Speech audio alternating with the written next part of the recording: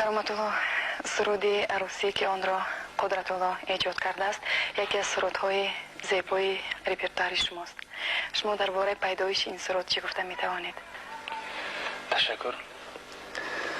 با قدرت‌الله حکمتوف طی 4 سال است که من همکاری دارم و سرود عروسی حقیقت یک سرودی شد که آن در بین مردم بسیار اعتباری بلند پیدا کرد. البته بزم‌های عروسی این یکی از واقعه‌هایی است که از در حیات انسان روزهای بهترین است و بزم‌های ما توی تماشاهای ما البته با سرود موسیقی میگذرد و بسیار خوب است که صفی چنین سرودها زیاد می شود. وقتی که قدرت‌الله این سرود را ایجاد کرد و با من پیشنهاد کرد و من بسیار پسند آمد و من لازم شماریدم که این سرود را خوانم. با قدرت‌الله بسیار دیگر سرودها را تیار کردم، آنها را نامبر نمی کنم چون که آنها بسیار هستند.